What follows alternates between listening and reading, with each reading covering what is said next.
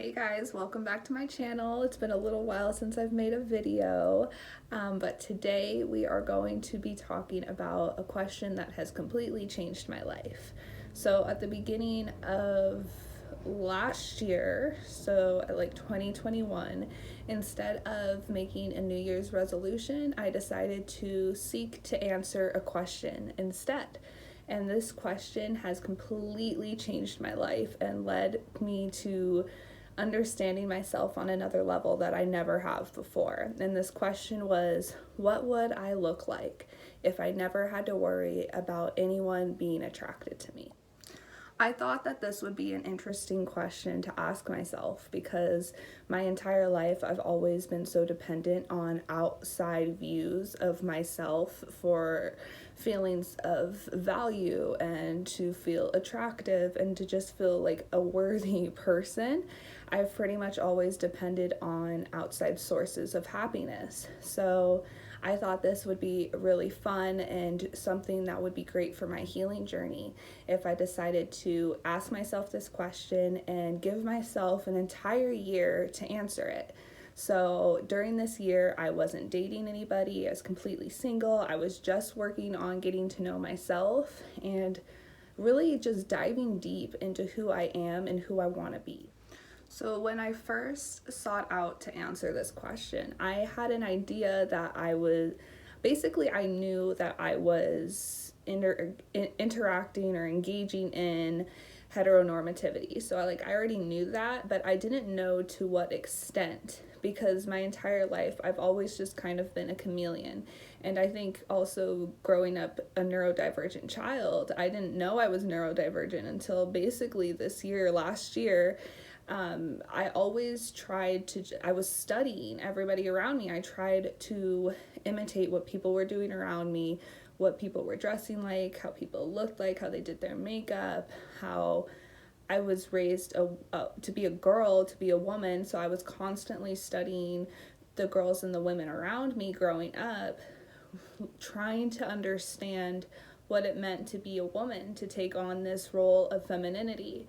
And I think that I got so lost in trying to search for that to become that. And I wanted to become that because I wanted to be accepted. It's always been this thing where I think especially neurodivergent people can relate to this. Like growing up neurodivergent, you feel kind of like an outsider, like you're different than everybody else. And for me, I just really wanted to be like everybody else. I wanted to just blend in with the crowd, and I wanted to be like my friends who were like more popular than me and had more friends than me and got invited to more parties than me and got asked out more than me and all of that sort of stuff. I think doing all of that studying and masking and trying to copy everybody else, it led to a really lost sense of self. And I had no idea who I was up until last year, up until I really took the time to answer this question, to ask myself what I really like to do, who I want to be, what are my values, what are my passions, to date myself. So I just really felt like this was something that I needed to do, and that this, instead of having a New Year's resolution like I normally would to lose weight or become my best version of myself physically or this and that, it was always my New Year's resolutions mostly were centered around losing weight. So instead of doing a New Year's resolution, answering this question, it really changed my life. It changed my perception of myself. It changed my perception of how I view the world, how I view others. Like, it really changed everything. Also, I've always experienced a lot of dysphoria and like body dysmorphia and stuff, just not feeling at home within my body. So I really wanted to delve into that and see maybe if I focus on what I really want, maybe I can uncover different things about why I feel so dysphoric within my own body. So I asked myself the same question every single day for about a year. What would I look like if I never had to worry about other people being attracted to me? this really did, I do really believe that it shifted my perception. It shifted my mindset because I was bringing that attention back to myself every single day.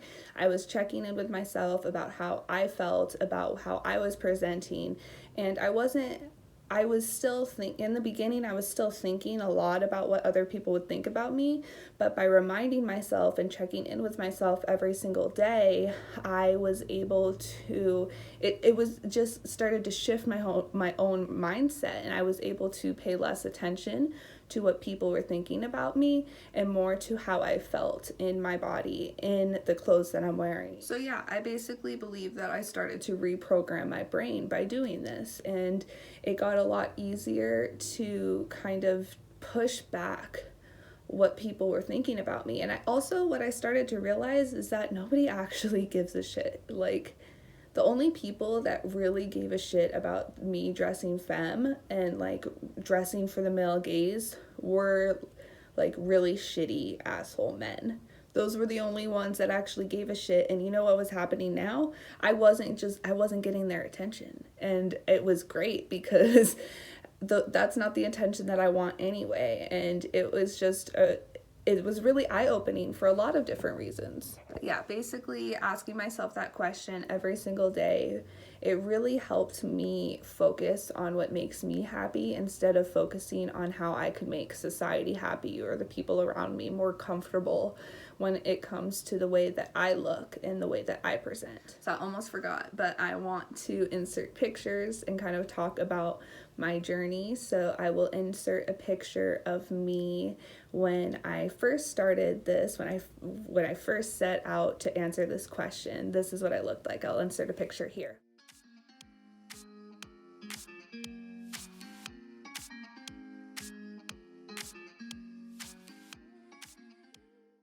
So as you can see, like, I'm still expressing myself through like my different hair colors, but I'm still very much so eating towards the male gaze. During this time period, my eating disorder was still really bad, and I was still really scared of food or missing any workouts. I haven't talked about it here on this YouTube channel, but I've talked about it on my TikTok. I got diagnosed with arthritis in my hips, which has changed how I work out because I'm a very active person, and I also have a pelvic tilt. So basically my normal hips are like this. Due to muscle imbalances during powerlifting, they've kind of shifted like this. So during this time period, I actually started feeling in my body the effects of having the pelvic tilt, and I just ignored it because my eating disorder was so bad. I still was forcing myself to work out all the time and walking everywhere, which is also like, walking is great for you and it's good for my arthritis, but on the pelvic tilt that I was experiencing, it was just making everything so much worse. So then I started to go on this journey of cutting my hair. So I knew I wanted to shave my head eventually because I was like, if I'm going to discover who I actually am at my core, I need to be comfortable with me being bare. Like, I've always had my hair to kind of like help me makes me feel comfortable. I think a lot of us can agree that having hair makes us feel comfortable, and it's like a safety zone. And being an AFAB person without any hair, that's kind of something that's a little bit more intimidating for me. It was a little bit more intimidating for me to get to that point. So, but I knew I wanted to do it. So I was just like slowly cutting my hair. So I will go ahead and insert the picture of my bob cut that I did. So as you guys can see, I'm still like dressing really feminine, and it's still like a super feminine haircut, but it was just kind of like inching me closer to like what I wanted. It was just gonna get closer and closer and closer until eventually I just had the balls to shave it all off. But during this time, this is when I really, really started to feel gender dysphoria.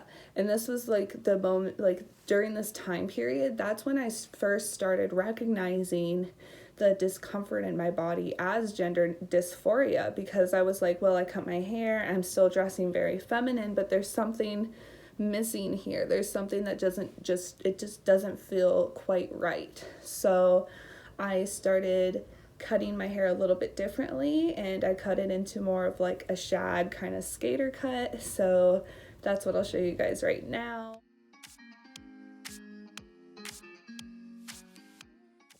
And so, like, it looked cool with my hat on, but I absolutely hated the way my hair looked without a hat on. I felt so dysphoric. At this point in my life, I was still like, clothes are expensive, and Goodwill doesn't always have everything that fits me right and things like that. And so, like, I still had a lot of very femme presenting clothes, so I was having issues dressing the way that made me feel comfortable. And I was so hyper aware of how uncomfortable I was. And this was the point in my life where I was like, okay, I have to transition. I have to do something. I can't live like this. And once I understood that what I was feeling was gender dysphoria, it became more intolerable to me to experience. So then I was like, okay, let's just cut my hair again. Let's do the mullet. Let's see if that'll help. And I'll go ahead and insert a picture right here.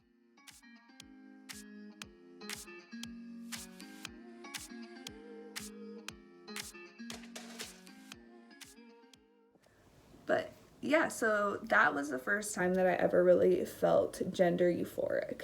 And it was very shocking at first, because when I first got it cut, that was the most masculine hairstyle I've ever had. So first, like, part of me was screaming, oh my God, I hate it, because it was like the parts of me that's like, society's gonna hate this, like, you're not a beautiful woman anymore, and this and that. And being a beautiful woman was kind of a comfort zone for me.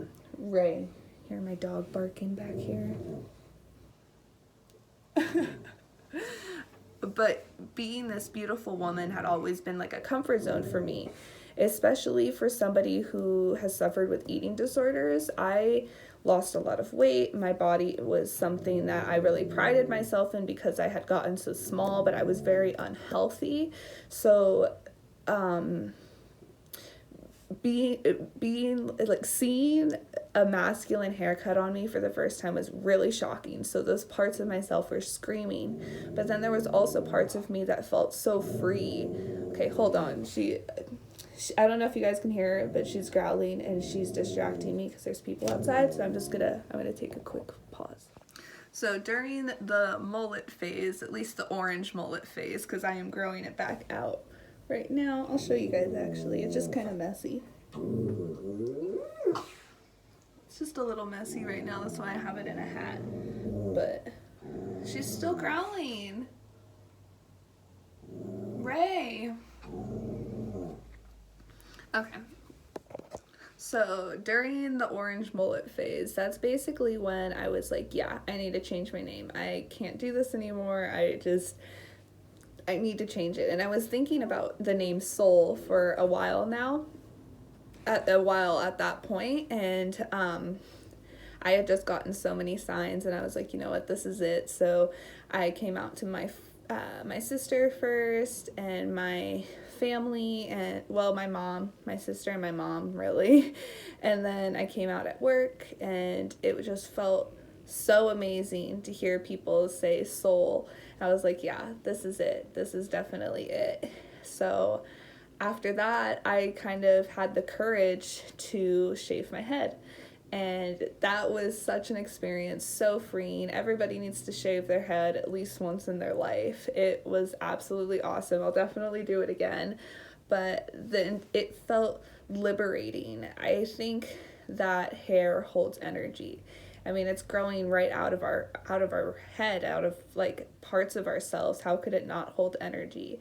And it was like shedding all of this weight and becoming somebody new and becoming somebody that is authentically me and fully me for the first time in my life. And I wouldn't have gotten there without the question that we're talking about. All right, and then I will insert some pictures of me with my shaved head right here. There's going to be a few different looks because I had it for a while and I love to dye my hair. So here's that.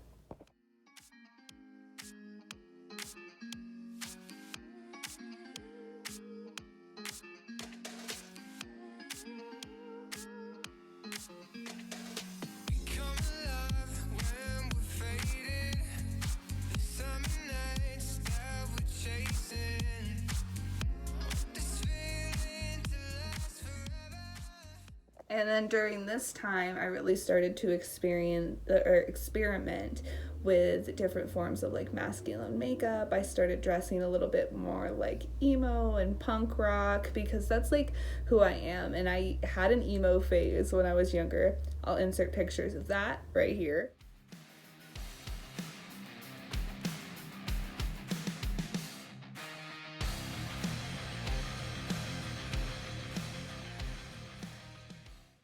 But okay, yeah, so I had an emo phase when I was younger, and I got out of it because I was conforming to everybody else because I got bullied so bad about it. But now I'm 24, and if I want to look like that, I can look like that. And it that's so liberating. So I was experimenting with different makeup looks and wearing more masculine clothes, which was really fun. And I even started binding, which was great, which led me to realize that I do want top surgery in the future, and it's going to be such a liberating process. And just even understanding my gender dysphoria has helped me so much to cope with it. And so now here I am, still exploring my masculinity. And now that I feel like I've gotten in touch with a big part of my masculine side, I'm really starting to feel like I want to reconnect with my femininity, but in a way that's still androgynous, in a way that still balances both masculinity and femininity. And it's really cool because I led myself to this point just by a simple question. It led me to coming out to my friends and my family, to changing my name, to understanding that I'm non-binary. So many things. It led me to love myself more, to value my own opinion, and to listen to my own opinion over the others. Sometimes I literally like trip all over my words, and that's part of the reason why I started a YouTube, is so I can get better at talking and expressing my opinions, because I'm really good at doing that on paper, really good at writing things out, but when I start to speak, sometimes it gets muffled for me. I think it's another part of me being neurodivergent. But anyway, all of this led to such great things in my life, and I am forever grateful. So I just wanted to challenge you guys to answer the same question. And you don't need to do it for a year. I needed to do it for a year. Everybody's different. But even if you just ask yourself that question for a week or a month, or even just once, just think about, what would you look like if you didn't ever have to worry about anyone being attracted to you? Do you think that your love for yourself would grow? Because mine definitely did. But yeah, that's pretty much it. Thank you guys for being here and for watching, and sorry my videos are never consistent, but that's just the way it is. So all right, love you guys. Thank you. Bye.